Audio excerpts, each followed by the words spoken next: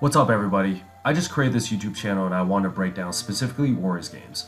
I'm a Dubs fan born and raised in the Bay, and I've been inspired by some other coaches and channels like B-Ball Breakdown, Coach Daniel, Thinking Basketball, and others. And I want to create some of my own content that breaks down the X's and O's specifically in the Warriors offense and defense that you might not pick up during the game. I'm a balls live kind of guy and play a lot myself, but want to share and hope to educate people further the game in a different light. I'll get right into the film breakdown the last game against the Pelicans without Steph and Dre, and hope people will enjoy this analysis.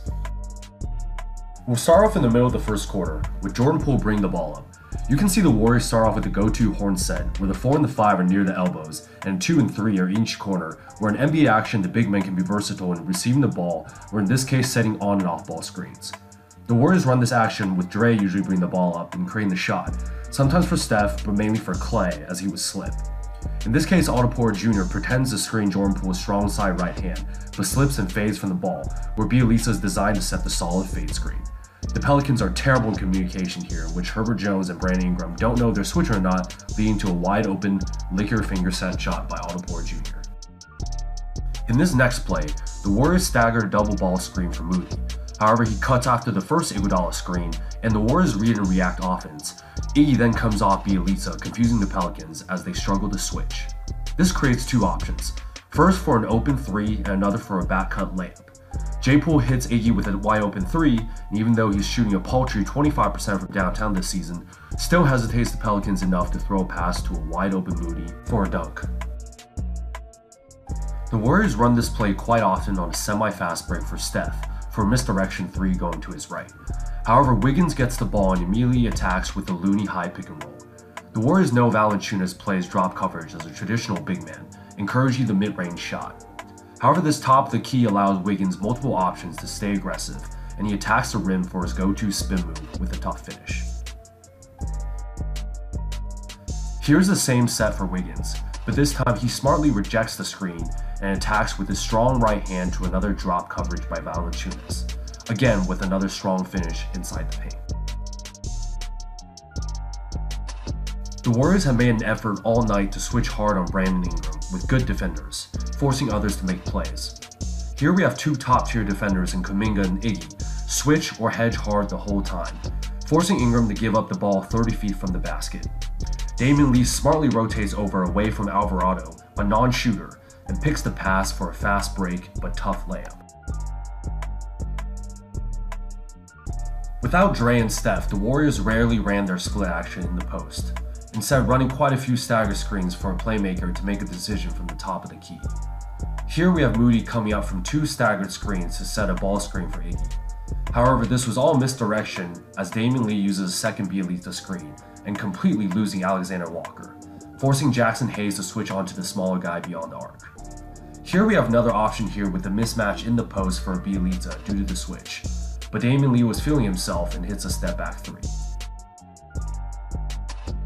I want to focus a little on the lackluster Warriors defense without the Draymond anchor. The Pelicans wanted to abuse Bielitsa the entire night. Here Devontae Graham goes for an easy ISO, and Iggy does not help due to a potential Jackson Hayes lob or offensive rebound, so the result is a layup. I would imagine with Draymond the Warriors will contest and rotate differently instead of leaving Bielitsa on an island. Usually with Draymond as a small ball 5, he's able to defend bigger guys and has great hands, while not needing help from the weak side. Here's another example of the Warriors putting Bielitsa as a small ball 5 and the Pelicans taking full advantage. Alexander Walker puts him in the pick and roll and has 3 good options here. Iggy first tags the roll man Jackson Hayes to prevent a potential lob, however this leaves Josh Hart, a solid 3-point shooter, wide open. Damian Lee rotates too far down to help on the roll man, having 4 people collapse in the paint is just too much. This leaves a known shooter in Devontae Graham wide open in the corner for a 3-pointer. Here's another example of a Warriors defensive collapse.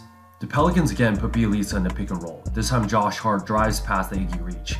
And even though the Warriors ice this and Chioza does a good job of tagging Hayes on the roll, Hart gets way too deep into the paint and has 2 good options in the weak side for a 3.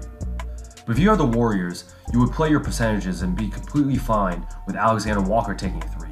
But Damian Lee once again helps way too deep and leaves Gary Clark, who's a good 3-point shooter but in a small sample size, open, and he lets Lee fly by it before knocking it down.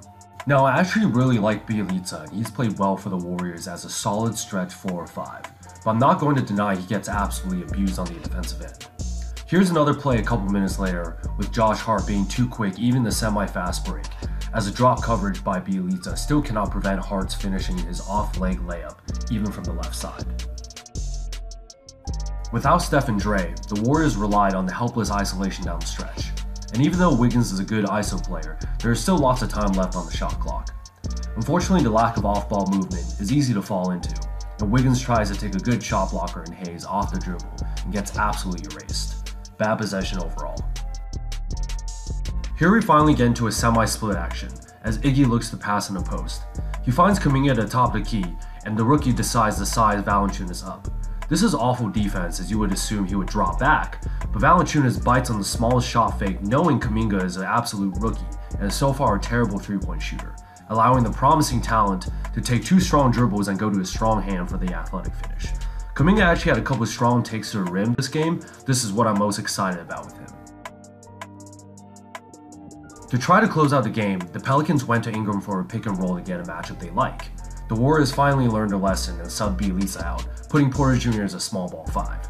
Now imagine having Draymond on the switch. This would dissuade the Pelicans run that play at all, but here the Warriors like their defensive matchup as Porter Jr. is a solid wing defender, but Ingram isos and almost takes his ankles away, allowing a strong hand finish on the right side to extend the lead. However, if the Warriors never switched and Kuminga was still on Ingram, I would imagine Draymond as the help defender would rotate way earlier to contest the shot. So those are some of my analysis of a game where both Steph and Dre did not play. Even though the Warriors fought back a bit, you can see for much of the game the changes in their offense and some defensive struggles. Their identity is obviously different when their best players are playing, and I'm looking forward to seeing how Klay integrates back in this team. Leave a comment below and let me know your thoughts or suggestions. Hope to put out another video on Klay sometime soon.